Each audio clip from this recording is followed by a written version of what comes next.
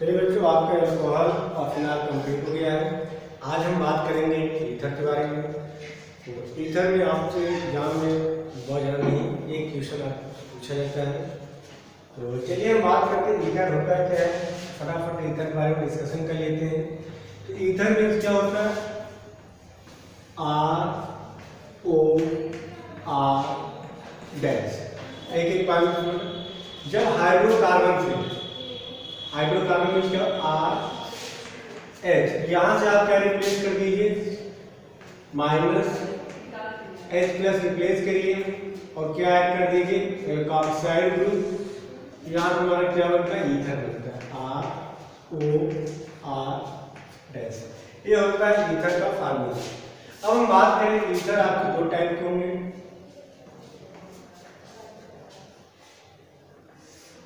एक आपका symmetrical ether,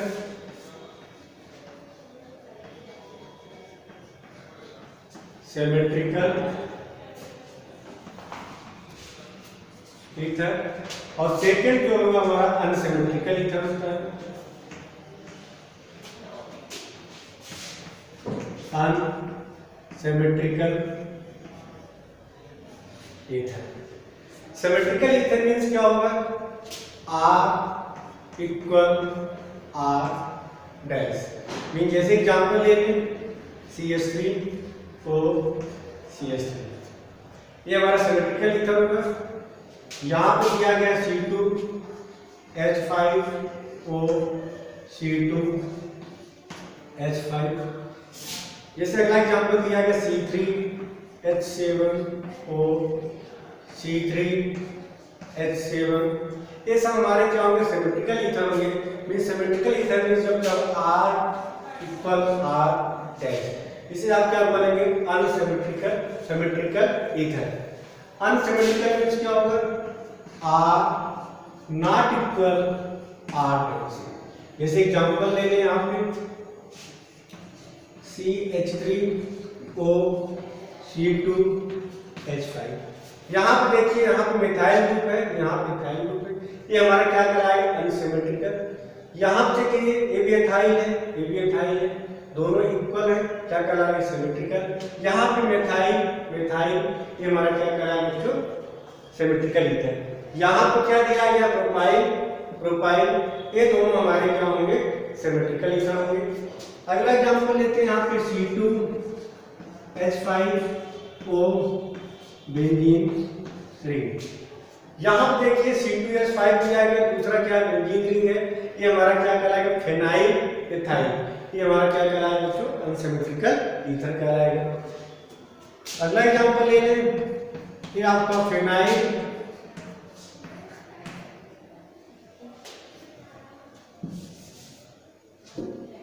यहां पर दिया गया CH3O CH3 तो यहाँ पर देख रहे हैं आपका क्या मिथाइल है, ये आपका आइसोप्रोपाइल है। ये हमारा क्या कहलाएगा? Unsymmetrical ether. तो ईथर की बात करें तो ईथर आपके दो टाइप होते हैं, एक सिमेट्रिकल होता है, दूसरा अनसिमेट्रिकल। सिमेट्रिकल मीन्स क्या होगा? जब R = R', जैसे methyl ethyl propyl. Unsymmetrical means क्या होगा? जब R ≠ R' हो। एग्जांपल जैसे एक साइड मिथाइल हो, दूसरे साइड एथाइल हो, या एक साइड एथाइल हो, दूसरे साइड क्या हो? प्रोपाइल हो। उन्हें क्या बोलते हैं? अनसिमेट्रिकल। ईथर क्या होता है कि हाइड्रोकार्बन RH से हाइड्रोजन को रिप्लेस करके वहां पर आप एल्कोक्सी ग्रुप ऐड कर दीजिए, वहां पे क्या बनता है? ईथर का। इसे क्या बोलते हैं? ईथर बोलते हैं। IUPAC के बारे में बात करें तो IUPAC आपको पढ़ा दिया गया है। IUPAC ऑफ ईथर आपका कंप्लीट हो चुका है। अब हम बात करने जा रहे हैं प्रोटेक्शन ऑफ ईथर। ईथर आप कैसे बनाते हैं, इसके बारे में हम डिस्कशन करेंगे। तो चलिए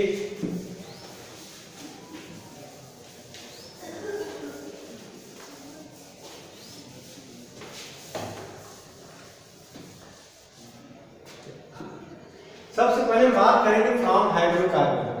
तो हाइड्रोकार्बन से हम ईथर का फॉर्मेशन कैसे करते हैं, एक पॉइंट को सुनना। और इसके मैकेनिज्म के बारे में बात करेंगे। फ्रॉम एल्कोहल से आप ईथर कैसे बनाएंगे। एल्कोहल वाले चैप्टर में मैंने डिस्कशन किया था, लेकिन वहां नहीं किया सर।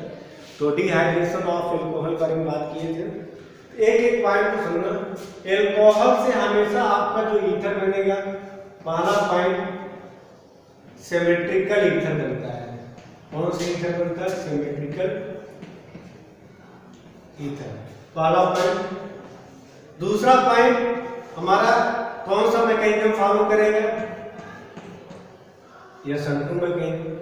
थर्ड पॉइंट की बात करें तो किस एल्कोहल से बनेगा? सिर्फ प्राइमरी एल्कोहल होना चाहिए।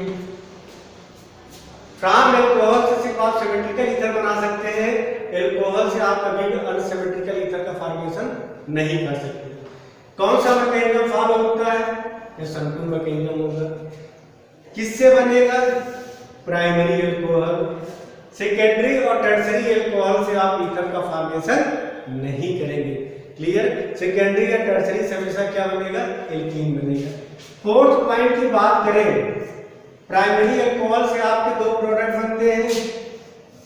यदि टेम्परेचर 140 डिग्री सेंटीग्रेड दिया गया और 160 से 170 दिया गया, याद करिए मेरे साथ, 140 डिग्री सेंटीग्रेड दिया गया तो ईथर का फॉर्मेशन होगा, और 160 से 170 दिया गया तो वहां पे एल्कीन का फॉर्मेशन होगा। मैंने पिछले लेक्चर में मैंने डिस्कशन किया था। तो प्राइमरी एल्कोहल से ईथर बनाने के लिए टेम्परेचर कितना रखना चाहिए? 140 डिग्री सेंटीग्रेड। 4 पॉइंट आपको याद करना है। एल्कोहल से सिमेट्रिकल ईथर बनेगा, SN2 मैकेनिज्म फॉर्म होगा। प्राइमरी एल्कोहल से आप ईथर बनाएंगे, लेकिन टेम्परेचर कितना होना चाहिए? 140 डिग्री सेंटीग्रेड हो। यदि आपका सेकेंडरी एल्कोहल, टर्सरी एल्कोहल दिया गया है तो कुछ भी टेम्परेचर आपके पेपर में दिया गया हो, वहां पे सीधे आप क्या कराएंगे? एल्कीन का फॉर्मेशन कराएंगे। यहाँ तक सारी चीजें क्लियर हैं। तो चलिए हम बात करते हैं, एक बार चीजों रिवाइज करा के फर्दर मैकेनिज्म पे आ जाते हैं। चलिए एक एक प्रॉब्लम पे हम डिस्कशन कर लेते हैं बच्चों। जैसे यहाँ पे लिया गया CH3 CH2OH, टेम्परेचर दिया गया 140 डिग्री सेंटीग्रेड। दूसरा प्रॉब्लम दिया गया CH3 CH2OH, टेम्परेचर दिया गया 140 डिग्री सेंटीग्रेड। साथ में क्या होना चाहिए? कोई भी आपका एसिड हो। यहां हम ले रहे हैं concentrate sulphuric acid, concentrate sulphuric acid. यहां पे टेम्परेचर डालना है 160 से 170 डिग्री सेंटीग्रेड।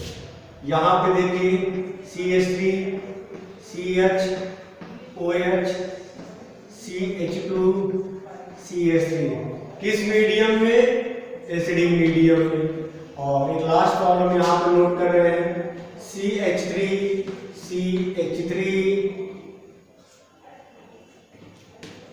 CH2 CH3OH, और यहाँ पर मीडियम में क्या रखा? H+। तो मैंने डिस्कशन किया, जब भी पेपर में प्राइमरी एल्कोहल है तो वहां पर दो प्रोडक्ट बनने की पॉसिबिलिटी है, या तो एल्कीन बनेगा या तो ईथर बनेगा। लेकिन जब टेम्परेचर 140 डिग्री सेंटीग्रेड हो तो ईथर का फॉर्मेशन होगा, 160 से 170 तक हो तो एल्कीन का फॉर्मेशन होगा। सेकेंडरी और टर्सरी से हमेशा हमारा एल्कीन का फॉर्मेशन होगा। इस पॉइंट को नोट करिएगा। यहाँ पर टेम्परेचर कितना दिया गया? 140 डिग्री आ गया, तो यहाँ पर ईथर का फॉर्मेशन होगा। ईथर के लिए क्या हो जाएगा? CH3 CH2O CH2 CH3 भी मैकेनिज्म बताएंगे। यहाँ पे क्या बनेगा? CH3 CH2O CH2 CH3। अगर IPAC की बात करें क्या बनेगा? Ethoxy ethane. कैसा है? ईथर है, सिमेट्रिकल है। यहाँ पे टेम्परेचर कितना दिया गया? 160 से 170 दिया गया है, तो यहाँ पे एलिमिनेशन होगा। एल्कोहल जिससे अटैच होगा अल्फा, उसके एडजेसेंट वाला बीटा, अल्फा से OH, बीटा से क्या निकलेगा? H। यहाँ से क्या बन जाएगा? एल्कीन का फॉर्मेशन हो जाएगा। 2 डिग्री एल्कोहल दिया गया है तो कुछ भी नहीं करना, सीधे आपको एल्कीन बनाना है। तो ये आपका अल्फा होगा, यहाँ से क्या निकलेगा? हाइड्रोजन।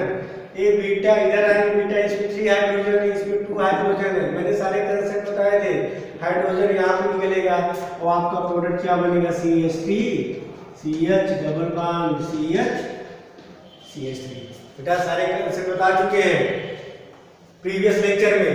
ये आपका 3 डिग्री अल्कोहल है, यहाँ पे एलिमिनेशन होगा, ये होगा alpha beta beta dash beta double dash. Alcohol जिससे अटैच होगा अल्फा, इधर जाएंगे बीटा, इधर आइए तो उसको बीटा डैश मान लीजिए, इधर आ जाइए बीटा डबल डैश। हाइड्रोजन कहाँ से निकलेगा, बीटा डबल डैश से निकलेगा। क्यों? क्योंकि बीटा डबल डैश के पास कितने हाइड्रोजन है, 2। बीटा के पास कितने हाइड्रोजन है, 1। सॉरी, बीटा के पास कितने हाइड्रोजन है, 3।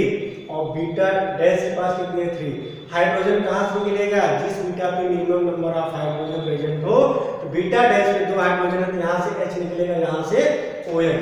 आपका प्रोडक्ट क्या बनेगा, CH3 CH3 double bond CH3 यही बनेगा ना बेटा। देखिए CH3 double bond CH3 clear है। तो हमें एल्कोहल से ईथर बनाना है, तो आप प्राइमरी एल्कोहल लीजिए, टेम्परेचर कितना रखिए 140, और किस मैकेनिज्म से बनेगा, SN2। पहले इसको नोट करिए, फिर मैकेनिज्म पे डिस्कशन करते हैं कि आप एग्जाम में मैकेनिज्म पूछा जाता है। फटाफट नोट करिए।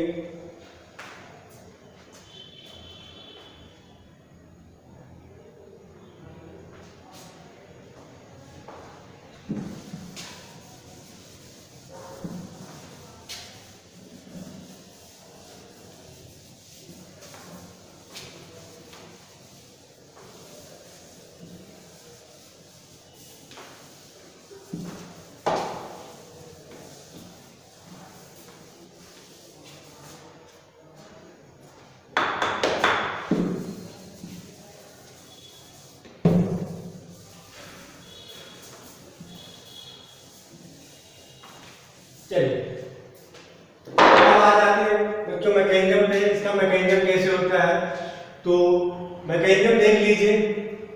यहाँ पे हम ले रहे हैं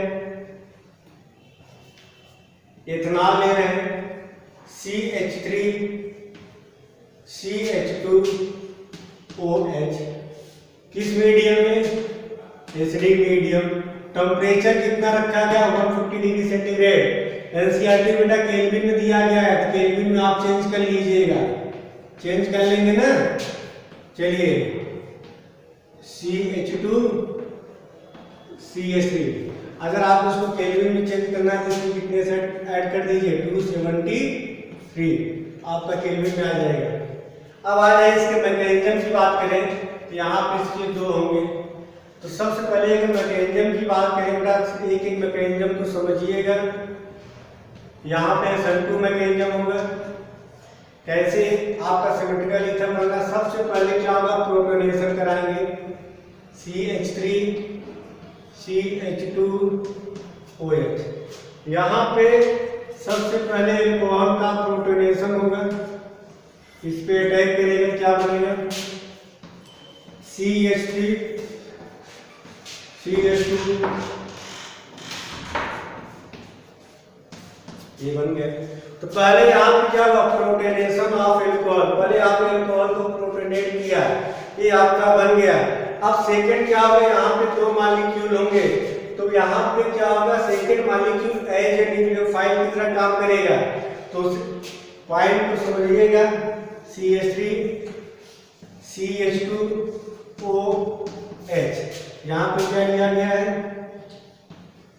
C,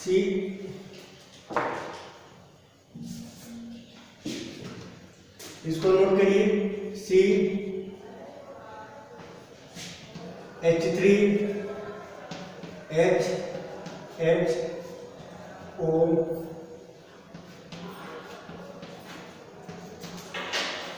चलिए मैकेनिज्म एक बार प्लीज समझिएगा। यहाँ पे सबसे पहले आपने एल्कोहल लिया, एल्कोहल का आपने प्रोटोनेशन कराया, क्या बनेगा, CH3 CH2OH+। यहाँ पे आपने एल्कोहल का प्रोटोनेशन करा दिया।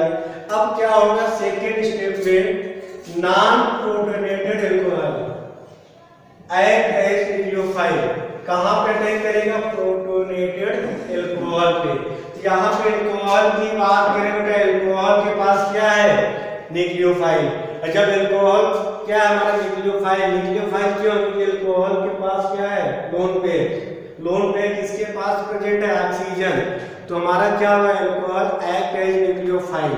तो नॉन प्रोटोनेटेड एल्कोहल अटैक कहाँ करेगा, किस पे, ऑन प्रोटोनेटेड एल्कोहल।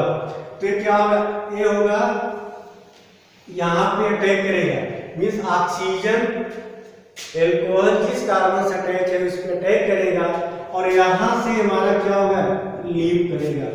पॉइंट को समझिएगा, जब ये यहाँ पे लीव करेगा तो ऑक्सीजन पे आएगा नेगेटिव, कार्बन पे आएगा पॉजिटिव चार्ज, कार्बन पे आएगा पॉजिटिव, ऑक्सीजन पे आएगा नेगेटिव। जैसे इस पे अटैक करेगा, बैक साइड से अटैक हो रहा है, यहाँ पे हमारा क्या हो रहा है SN2 मैकेनिज्म हो रहा है। SN2 में पहले क्या बनता है ट्रांजिशन स्टेट, क्या बनेगा ध्यान से सुनना बेटा, CH3 CH2OH। सीधे प्रोसीजर समझिएगा, इस पे अटैक करेगा हमारे लीव कर जाएगा तो प्लस चार्ज किस पे आ जाएगा, ऑक्सीजन पे आ जाएगा, प्लस CH2 CH3 और हमारा वाटर मॉलिक्यूल क्या हुआ यहाँ पे एलिमिनेट हो गया, बाहर निकल गया। चलिए पहले ट्रांजिशन स्टेट बनता है, इस यहाँ पे क्या होगा याद करिए, ऑक्सीजन का इस पे अटैक होगा और इसका ब्रेकिंग होगा, दोनों क्या साइमल्टेनियसली होंगे। अटैक न्यूक्लियोफाइल का अटैक होना और इसका निकलना दोनों क्या कंटिन्यूअस होंगे, ठीक। तो सीधे मैंने प्रोडक्ट बना दिया, तो यहाँ पे अटैक करेगा, कार्बन पे आएगा पॉजिटिव चार्ज, यहाँ से लीव करेगा, प्लस किस पे आ जाएगा ऑक्सीजन पे आ जाएगा। तो देखिए क्या बना product CH3 CH2OH plus CH2 CH3। और जब भी ऑक्सीजन पे पॉजिटिव चार्ज आता है हमारा कंपाउंड क्या होता है अनस्टेबल होगा, तो यहाँ से क्या एलिमिनेट करेगा H प्लस, यहाँ से निकल जाएगा, तो यहाँ से हाइड्रोजन हमारा क्या होगा एलिमिनेट करेगा और आपका प्रोडक्ट क्या बनेगा CH3 CH2O CH2 and CH3। ये होता है आपका मैकेनिज्म। कौन सा मैकेनिज्म फॉलो होता है, SN2 मैकेनिज्म। एक बात फिर समझिएगा, एल्कोहल H प्लस, यहाँ पे आपका क्या बनेगा प्रोटोनेटेड एल्कोहल बनेगा। फिर क्या आप इसकी दो मॉलिक्यूल लेते हैं तो आपका second molecule act as nucleophile, nucleophile की तरह काम करेगा। तो प्रोटोनेटेड एल्कोहल कहाँ पर अटैक करेगा, नॉन प्रोटोनेटेड कहाँ पर अटैक करेगा, प्रोटोनेटेड एल्कोहल पे। यहाँ पे लीव करेगा, कार्बन पाएगा पॉजिटिव, ऑक्सीजन पाएगा नेगेटिव। कि जब इस पे अटैक करेगा तो प्लस किस पे आ जाएगा ऑक्सीजन पे, क्या बनेगा CH3 CH2OH plus CH2 CH3। अब ऑक्सीजन पे क्या है पॉजिटिव चार्ज है, और जब ऑक्सीजन पे पॉजिटिव चार्ज होता है तो हमारा जो कंपाउंड होता है क्या होता है हाईली अनस्टेबल होगा। तो यहाँ से H प्लस क्या होगा निकलेगा, जब यहाँ से H प्लस निकलेगा तो ऑक्सीजन पाएगा नेगेटिव, हाइड्रोजन पाएगा पॉजिटिव, और ऑक्सीजन जब पॉजिटिव नेगेटिव आ गया तो हमारा क्या हो जाएगा न्यूट्रल हो जाएगा और यहाँ पे ईथर का फॉर्मेशन हो जाएगा। तो इसको फटाफट नोट करिए।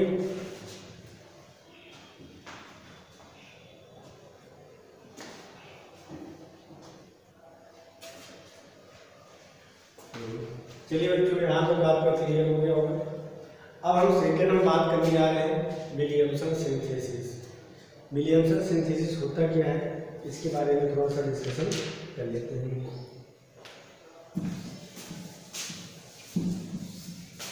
पहले हम सारी चीज़ों को एक्सप्लेन करते हैं, फिर हम एक एक पॉइंट को बताते हैं। चलिए पहले विलियमसन सिंथेसिस क्या होता है। अगर आपसे पूछा जाए ईथर बनाने का सबसे अच्छा मेथड कौन होता है तो आप क्या बताएंगे, ऑप्शन में विलियमसन सिंथेसिस। सारे पॉइंट समझिएगा। तो best method for the preparation of ether क्या होगा, विलियमसन सिंथेसिस। तो पहले इसको नोट करिए,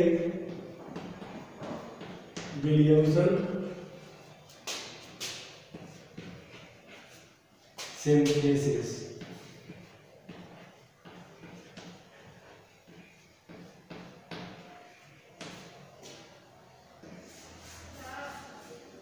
चलिए हम बात करने जा रहे हैं बच्चों विलियमसन सिंथेसिस के बारे में। विलियमसन सिंथेसिस होता क्या है और और एक एक पॉइंट को हम एक्सप्लेन करते हैं, पहले समझिए।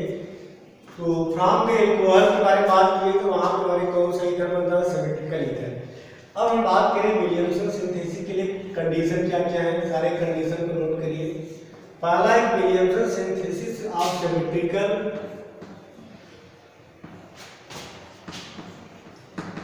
एंड अनसिमेट्रिकल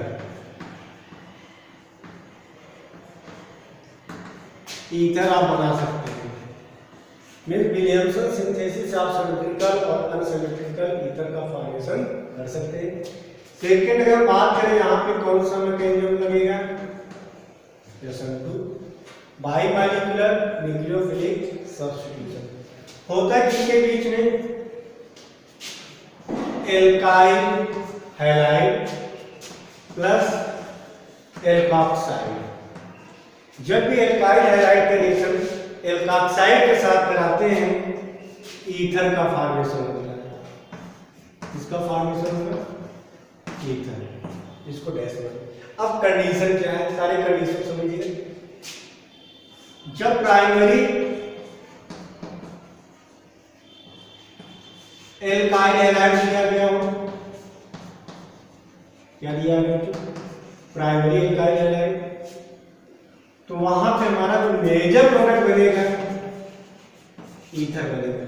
ये सारे मेन पॉइंट को नोट करिएगा, आप कंफ्यूज मत होइएगा। जब भी पेपर में प्राइमरी एल्काइल हैलाइड दिया गया हो और एल्कोक्साइड दिया गया हो तो हमेशा ईथर का फॉर्मेशन होगा। मींस जो आपके मेजर प्रोडक्ट बनेगा वो आपका ईथर बनेगा। सेकेंड पॉइंट, पेपर में सेकेंडरी एल्काइल हैलाइड दिया गया हो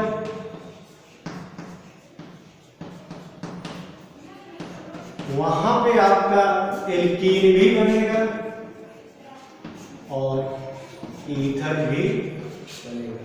अब पॉइंट को समझिए, प्राइमरी एल्काइल हैलाइड में ईथर का फॉर्मेशन होगा, सेकेंडरी एल्काइल हैलाइड दिया तो एल्कीन भी बनेगा, ईथर भी बनेगा, लेकिन जो मेजर प्रोडक्ट बनेगा वो क्या बनेगा, एल्कीन बनेगा।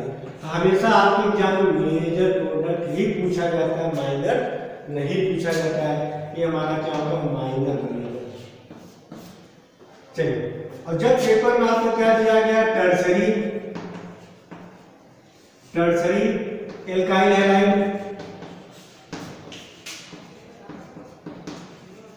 वहां पे आपका एल्कीन बनेगा। अब यहां पर आपको ओवरऑल समझ में आया कि हमारा विलियमसन सिंथेसिस क्या होता है। जब एल्काइल हैलाइड का रिएक्शन एल्कोक्साइड के साथ कराते हैं तो ईथर का फॉर्मेशन होता है, यही होता है विलियमसन सिंथेसिस। लेकिन इसके लिए कंडीशन क्या है, एल्काइल हैलाइड कैसा होना चाहिए, प्राइमरी। सेकेंडरी और टर्सरी की बात करें, जब भी सेकेंडरी और टर्सरी एल्काइल हैलाइड का रिएक्शन एल्कोक्साइड के साथ कराएंगे तो हमेशा आपका जो मेजर प्रोडक्ट बनता है एल्कीन बनता है। इसलिए अगर आपको ईथर बनाना हो, ईथर बनाने के लिए आप क्या लेंगे, प्राइमरी एल्काइल हैलाइड लेंगे। अब बात करें एल्कोक्साइड की बात करें, पहले एल्कोक्साइड हमारा प्राइमरी भी हो सकता है, सेकेंडरी भी हो सकता है और टर्सरी भी हो सकता है। जैसे प्राइमरी की बात करें CH3 CH2 O- आपका प्राइमरी एल्कोक्साइड। टर्सरी की बात करें ब्यूटाक्साइड आपके एग्जांपल है CH3 CH3 ये आपका टर्सरी ब्यूटाक्साइड है। सेकेंडरी ब्यूटाक्साइड, सेकेंडरी एल्कोक्साइड की बात करें ये हमारा क्या होगा, सेकेंडरी एल्कोक्साइड होगा। क्लियर। तो आपको ईथर बनाने के लिए आपको एल्काइल हैलाइड कैसा लेना पड़ेगा, प्राइमरी एल्काइल हैलाइड लेना पड़ेगा।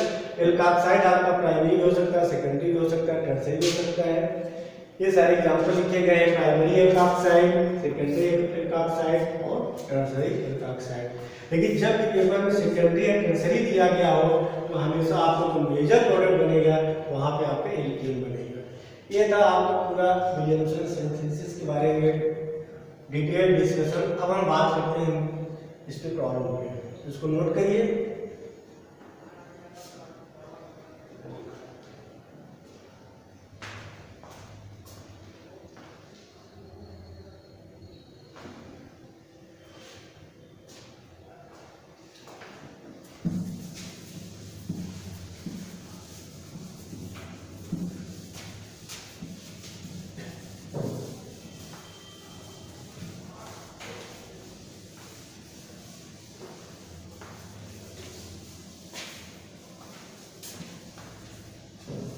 एक एक पॉइंट समझो। जैसे यहाँ पे दिया गया है CH3 CH2O Na और साथ में यहाँ पे क्या दिया गया है CH3 CH2OH। यहाँ पे समझो, यहाँ पे हमारा जो दिया गया है अल्कोहल कैसा है, प्राइमरी अल्कोहल है। ये आपका एथॉक्साइड है। एथॉक्साइड की बात करें तो यहाँ पे ऑक्सीजन जो होगा एज ए न्यूक्लियोफाइल की तरह काम करेगा। यहाँ पे इसका जब आप प्रोटोनेशन कराएंगे तो हमारा H2O निकल जाएगा। मैकेनिज्म पे पहले बात करेंगे, पहले प्रोडक्ट बनाना सीखिए। ये ऑक्सीजन क्या होगा, इस पे अटैक करेगा और आपको क्या मिल जाएगा CH3 CH2 ऑक्सीजन कहाँ पर अटैक करेगा CH2 CH3। अगला प्रॉब्लम देखते हैं, कैसा ईथर है आपका, सिमेट्रिकल ईथर है। सेकंड प्रॉब्लम में बात करें CH3O Na, इसका रिएक्शन करा रहे हैं इथेनॉल के साथ CH3 CH2OH। क्या बनेगा आपका प्रोडक्ट CH3O CH2 CH3। यहाँ पे देखिए कि आपका ईथर कैसा होगा, अनसिमेट्रिकल ईथर होगा। क्यों? क्योंकि यहाँ पे इथाइल है, यहाँ पे मिथाइल है। लेकिन यहाँ पे देखिए ये भी इथाइल है, ये भी आपका इथाइल है। क्लियर? एल्कोहल कैसा है, प्राइमरी एल्कोहल। तो प्राइमरी एल्कोहल हमेशा क्या बनाएगा, ईथर बनाएगा।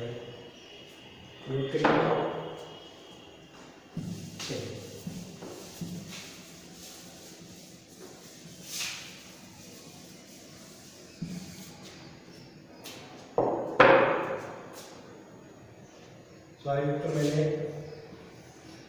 गलत बता दिया, एल्कोहल कमेंट करा दिया, वहाँ पे एक बार काट लीजिएगा। सॉरी RO- Na, वहाँ पे मैंने एल्कोहल ही दिया था मिस्टेक से, वहाँ पे आपका एल्काइल आएगा। वहाँ पे मैंने डिहाइड्रेशन ऑफ एल्कोहल के बारे में बात कर दी है, यहाँ पे विलियमसन सिंथेसिस के बारे में बात कर रहे हैं। तो अभी जो एल्कोहल के बारे में बात की उसको आप एक बार कर दीजिएगा कि यहाँ पे विलियमसन सिंथेसिस के बारे में बात कर रहे थे। तो एक बार हम फिर से डिस्कशन कर लेते हैं। तो पीछे जो आपको दो प्रॉब्लम कराए उसको आप कट कर दीजिए। चलिए अगर हम फिर से बात करें यहाँ पे, तो चलिए हम बात कर रहे हैं विलियमसन सिंथेसिस बारे में। तो विलियमसन सिंथेसिस होता क्या, RONA, ये आप होता है एल्कोक्साइड। एल्कोक्साइड का रिएक्शन किसके साथ कराइए, एल्काइल हैलाइड। यहाँ पे हमारा ऑक्सीजन एज ए न्यूक्लियोफाइल की तरह अटैक करेगा और X यहाँ पे क्या करेगा, लीक कर जाएगा। इसको डैश मान लीजिए, यहाँ क्या बनेगा आपका ROR डैश। पॉइंट को समझिएगा, एल्कोक्साइड जो होता है वो हमारा न्यूक्लियोफाइल की तरह काम करता है और एज ए बेस की तरह काम करेगा। लेकिन प्राइमरी एल्काइल हैलाइड के साथ, प्राइमरी एल्काइल हैलाइड के साथ एल्कोक्साइड जो होगा न्यूक्लियोफाइल की तरह काम करेगा। तो ऑक्सीजन कहाँ पर अटैक करेगा, हैलोजन जिस कार्बन से अटैच है। तो ऑक्सीजन यहाँ पे अटैक करेगा और X यहाँ पे क्या करेगा, लीव कर जाएगा। तो क्या बनेगा प्रोडक्ट ROR डैश। अब आते हैं मैकेनिज्म, थोड़ा देखिएगा। जैसे आपके पेपर में दिया गया है मेथॉक्साइड माइनस प्लस, मेथॉक्साइड का रिएक्शन किसके साथ कराइए, एथेनॉल के साथ CH3 सॉरी एथाइल क्लोराइड के साथ, एथाइल क्लोराइड। ये आपका एथॉक्साइड, एथॉक्साइड का रिएक्शन किसके साथ करा रहे हैं, एथाइल क्लोराइड के साथ। और एथाइल क्लोराइड जो होता है वो हमारा क्या होता है, प्राइमरी एल्काइल हैलाइड होता है। तो यहाँ पे हमारा कौन सा रिएक्शन होगा, SN2 रिएक्शन होगा। तो यहाँ पे मेथॉक्साइड जो होगा न्यूक्लियोफाइल की तरह काम करेगा और न्यूक्लियोफाइल कहाँ पर अटैक करेगा, जिस कार्बन से हैलोजन अटैच है। क्लोरीन कहाँ पे है, इस वाले कार्बन पे, ऑक्सीजन एज ए न्यूक्लियोफाइल इस पे अटैक करेगा और यहाँ से क्लोरीन क्या करेगा, लीव कर जाएगा। तो आपका क्या बनेगा, क्लोरीन चेक करिए, बनेगा CH3O CH2 CH3 का फॉर्मेशन होगा। इसको नोट करिए आप।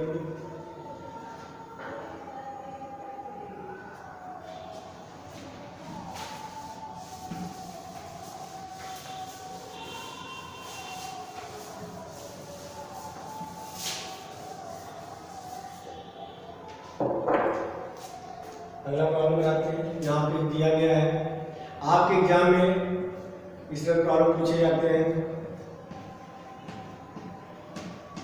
OH दिया गया है, यहाँ पे क्या दिया गया है, सोडियम दिया गया है, X क्या बनेगा, फिर यहाँ पे क्या दिया गया है, CH3Cl, Y क्या बनेगा। तो याद करिए मैंने बताया था जब भी फिनाल के रिएक्शन मेटल के साथ कराते हैं तो आपको क्या बनेगा, फिनॉक्साइड बनेगा। यहाँ पे आपका जो प्रोडक्ट क्या बन गया, फिनॉक्साइड बन गया। अब फिनॉक्साइड यहाँ पे एज ए न्यूक्लियोफाइल की तरह काम करेगा। तो यहाँ पे आपका CH3Cl दिया गया है, फिनॉक्साइड इस पर अटैक करेगा और यहाँ Cl लीव कर जाएगा। आपका क्या बन जाएगा, बेंजीन रिंग OCH3। और इस कंपाउंड का नाम क्या है, एनीसोल। फिर आपसे पूछ लेता है कि आप फिनाल से एनीसोल कैसे बनाएंगे। आप कुछ भी नहीं करना है, फिनाल का रिएक्शन मेटल के साथ या आप ले सकते हैं NaOH, आपका फिनॉक्साइड आयन बनेगा। ये फिनॉक्साइड आयन मिथाइल क्लोराइड के साथ रिएक्शन कराएंगे तो यहाँ पे आपके एनीसोल का फॉर्मेशन हो जाएगा। तो यहाँ पे कौन सा मैकेनिज्म फॉलो हो रहा है, SN2 मैकेनिज्म। नोट करिए।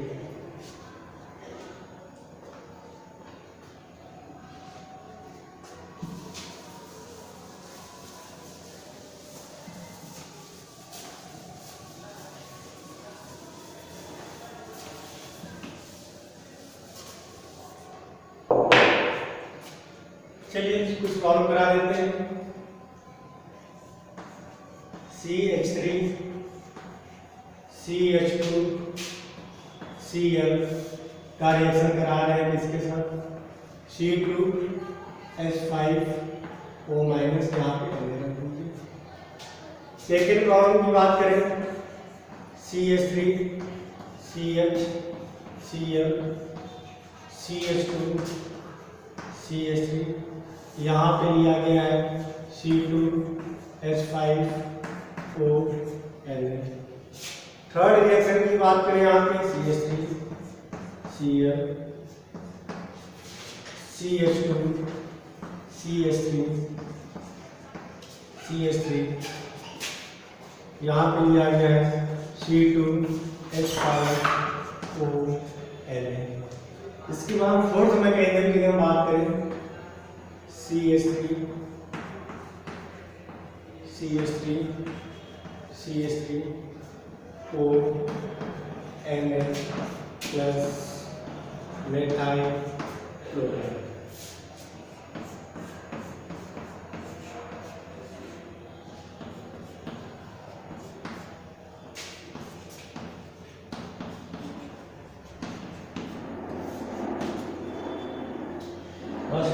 लास्ट है, इसके बाद टॉपिक खत्म हो जाएगा।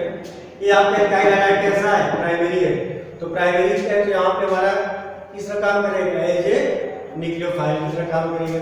ऑक्सीजन क्या होगा, यहाँ पे अटैक करेगा, कौन सा मैकेनिज्म लगेगा, SN2। आपका प्रोडक्ट क्या बनेगा, CH3CH2O CH2 कैसा एल्काइल हैलाइड है, सेकेंडरी एल्काइल हैलाइड है। तो सेकेंडरी में हमारा प्रोडक्ट क्या बनेगा, एल्कीन बनेगा। मींस यहाँ पे क्या होगा, एलिमिनेशन होगा। तो क्लोरीन जिससे अटैच होगा उसे क्या बोलेंगे, अल्फा। आप इधर गए बीटा, इधर आए बीटा डैश। हाइड्रोजन कहाँ से निकलेंगे, बीटा की बीटा डैश, बीटा से, क्यों कि बीटा में कितने हाइड्रोजन है, 2। यहाँ पर आपका प्रोडक्ट क्या बनेगा, CH3 CH double bond CH CH3। यहाँ चेक करिए टर्सरी एल्काइल हैलाइड है, यहाँ पर भी हमारा क्या होगा, एलिमिनेशन होगा अल्फा बीटा। प्रोडक्ट आपको बहुत बनाना सिखा दिए हैं, CH3 CH3 double bond CH CH3। तो यहाँ पे देख रहे हैं सेकेंडरी एल्काइल हैलाइड और टर्सरी एल्काइल हैलाइड में एलिमिनेशन हो रहा है और आपके एल्कीन का फॉर्मेशन हो रहा है। तो यहाँ पे एल्काक्साइड जो है बेस की तरह काम करेगा, और बेस क्या कर रहा है, एल्काक्साइड बीटा से H+ को ले रहा है, यहाँ से H+ लेगा, यहाँ Cl निकले क्या बन जाएगा, डबल बॉन्ड। यहाँ पे क्लोरीन, यहाँ पे बेस ने H+ ले लिया, क्या बन जाएगा, एल्कीन बन जाएगा। तो सेकेंडरी और टर्सरी में हमेशा मेजर क्या बनेगा, एल्कीन। प्राइमरी में क्या बनेगा, ईथर। यहाँ चेक करिए कि आपका मिथाइल क्लोराइड है, तो यहाँ पे सीधे आप क्या होगा, एल्काक्साइड है, इस पे अटैक करेगा, Cl निकल जाएगा, तो प्रोडक्ट क्या बनेगा, CH3 CH3O CH3। कोई डाउट? चलिए यहाँ पे क्या दिया गया, एथाइल क्लोराइड दिया गया है, फिनॉक्साइड दिया गया है। फिनॉक्साइड क्या करेगा, इस पे अटैक करेगा, आपका प्रोडक्ट क्या बन जाएगा, O CH2 CH3। तो इस तरह आपका विलियमसन सिंथेसिस बेटा कंप्लीट होता है। आज की इतना ही, कल आगे हम बात करेंगे। Okay, thank you.